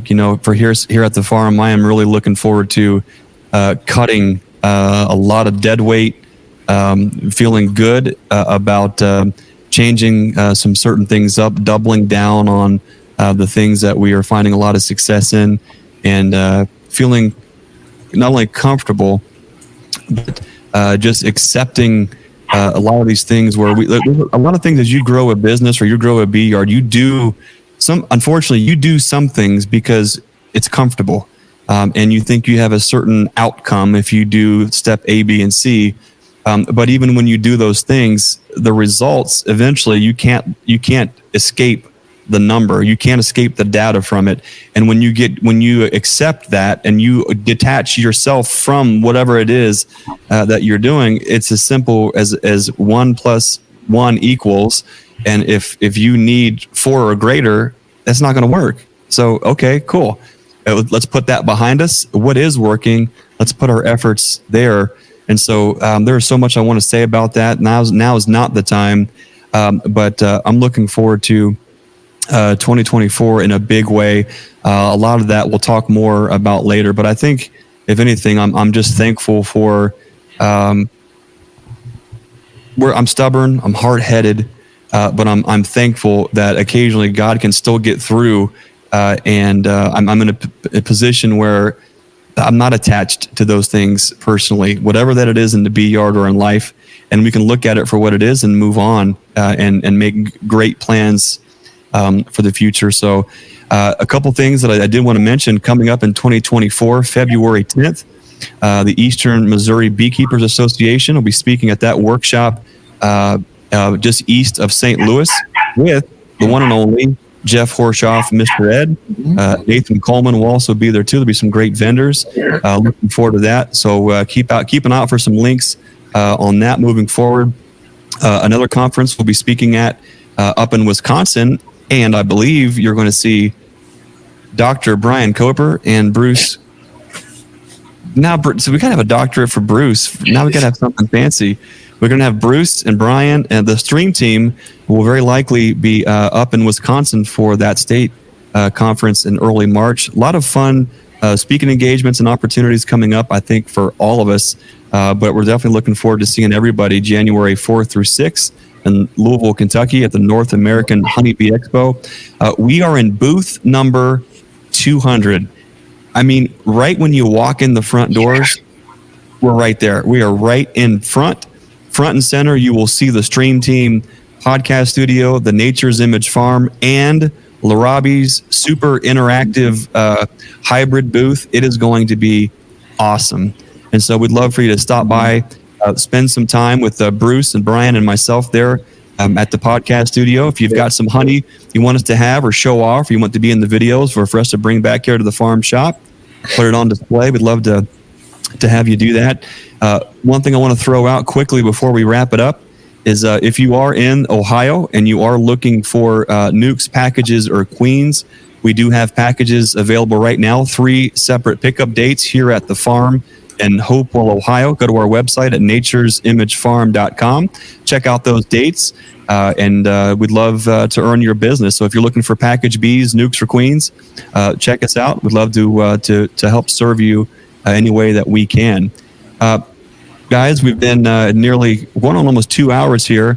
I do want to mention we got to shout out our friend, Mr. Brian Lee. Hashtag, he says, SDWT. Mike, I think we're going to have to get some shirts made. I don't know what else to do here. I'm thinking more like maybe the Macho Man. If you don't like the Cousin Eddie, maybe we should do the Macho Man Savage. Yeah. You know, the robe. I don't know. I do need to add one thing before we sign off. Okay. As of right now, because I mean, you mentioned Larabi, so I have to say this. I feel compelled to say this tonight. As of right now, I'm sitting at 119 away from 5K. In my last video, I said, should I break 5K, I'll do a giveaway at the expo, and it's going to be one of the new Instant Vape compacts. Wow, nice. So, Wow. If I break 5K before then, so, you know, we'll do a drawing and walk right over, and I'm going to hand a box to whoever wins it. So, but I got to break 5K though. So, yeah, that's going to be fun. That whole corner down there is going to be fun. It's going to be a lot of fun. So, yeah. I'd like to say too, Mike, you're awful close. You're about the same distance from 10K, aren't you? A similar distance. You're just about 110, 120 away. No, I think a little more than that, like 220 or 230. wow. Yeah, something like that. Now You're getting break there. 10K. Yeah, just creeping on up there slowly but surely. Awesome stuff. I do appreciate that shout out. Absolutely. Where'd Greg go? You there, Greg? You know, it's I am really struggling with this Starman satellite internet. It's better than what we had it for sure, but there are I'm glad it waited until now to just quit as far as the video, which is probably better. No one needs to keep seeing me anyways, but I'm not going to be able to get it to kick back in, I don't think, in time. But I'm here. Mike, Bruce, and Brian, it's always a lot of fun when we can get together and talk about bees. Mike, what is new? What's coming up for the next week for Mike Berry at Berry's Best Honey? Oh, nothing new coming up next week. I'm actually backing away. I might shoot some hives with the thermal imager, and that's as close as I'm going to get. But no, I'm going to do a little talking. I'm going to start tedious tasks pretty soon. So I am planning on doing something about the benefits of a wax moth. I'm hoping to do a video on that. But I don't know if that's going to be this week. And then it'll just be checking some weights on hives, and that's it. I'm like Brian. I don't open them up anymore. They either making it or not. But that's it for this week. Nice, Bruce. What's coming up for Bruce at Bruce's Bees this coming week? Well, since I've neglected my bees the last 3 weeks, I'm going to have to just go see how they're doing. I really don't have any idea. I know the Ozark's struggling, and beyond that, that's what I'm going to do. Plan to maybe shoot some kind of video, 1 or 2 videos this Friday / Saturday. May try to meet up with my mentee for Hives for Heroes this weekend if I get a chance. I told her it's going to be really the spring before we can do much, but maybe we'll be able to crack open a couple of colonies. It's not going to be, probably, I haven't looked at I don't remember what the temperature is going to be, but it'll be probably where we can just crack open a few lids. I don't want to go through them much either, unless I detect a problem. I think Ozark, I'm going to have to do some things up there to try and see what's going on. But so that, as far as videos go, when I was out in Utah when we were on vacation, I clipped out 11 nuggets from the Bob Benny video. I don't know if you guys have had a chance to watch those. But I have. I watched. Really had some good stuff. I knew that was a great video the night we did that with Bob, but man, it was just as I was sitting in an airport on the way out to Utah, and I listened to that video, I was like, oh my gosh, it's like there's a nugget. Oh, there's a nugget. There's another one. And so I just wrote down, and I ended up with 11. And that song actually has its own playlist on my channel. So anyone who hasn't seen that, those are some really good clips of Bob talking about specific topics with the stream team that night. Instead of having to watch the full length 2-hour video, you can watch those individual nuggets of what I got out of that, things that I thought were important and really good. And, I'd recommend folks watch the whole thing if they'd like. First, maybe then go back and look at the points they wanted to, or you can just watch the nuggets. But that's just something I put a lot of work and effort into that, and I think it turned out pretty nice doing that. Is that but anyway, so that's what I got going on. I'm going to try and shoot a little bit of video, but things have slowed down. I think things have slowed down everywhere a little bit right now, but man, it's like Mike said, we're just a few weeks away from ramping right back up again. I need to get into my equipment too and just see how it's doing. I've just been, I don't know, it's just been hard to get everything done I need to get done, but it's about to get real again real fast. I'm probably going to use the oxalic acid vapor treatments here in December as well, and just get ready for next year. We're right there on the cusp already down here in the South. Awesome. Well, it's I don't think there's ever a time where there's nothing to do, because even if it seems like it's light or slow, there's all the million things that we didn't do the rest of the year that maybe we try to get kind of caught up on. Before we cut off for the night, I want to thank Mr. Clay Bunner. Thank you for the super sticker. We really appreciate you guys. When you guys donate to the stream team and you give us the super chats, we just want to say thank you. It means a lot that you would think so much of us, that you'd donate to our channels. That really does mean a lot. We want to thank you for all the folks who are tuning in tonight. We thank you for spending some time with us. It's that time of year. We're in the month of December, and it's really easy to get absolutely caught up and all the things with the season, with the parties, and the kids need to go this and do that, and the presents, and it gets to be pretty easy to start to lose focus on what's important in your life. And so I would encourage folks to spend some time to just, let's not wait until New Year's Eve to start thinking about where your life has gone the past year, and maybe what you want to do different, or what you want to keep doing in the next year. Spend that kind of time in reflection is not easy. It's not fun. It's sometimes pretty ugly and dirty, but it's something that I think is important as we grow as not only beekeepers, but as humans. So I want to encourage folks to spend some time wherever you can, whenever you can, however you can, to give yourself an opportunity to truly reflect on this past year. And also, you are the captain. What's the, is it Walt, is it Emerson? I'm going to butcher it, but there's an old quote that I remember from, I think it's high school, where it's let's see, the master of your fate and captain of your soul. You're the one that's going to have to do the work. You're the one that's going to have to dig in there and make those things happen. So give yourself the opportunity to kind of do that. This is the time of year where we lose all of that focus, and everything gets lost literally in the holiday sauce. And so I just want to encourage folks to remember what this season truly is all about. Mike, Bruce, and Brian, I want to thank you guys for your friendship, for your collaboration, and for what you guys are doing as a whole, individually, what we're doing as a community.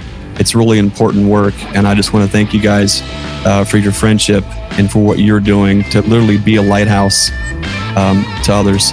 On that note, I want to remind folks to be the lighthouse, be the change that you want to see in this world, and remember that Jesus is the reason for the season. Merry Christmas.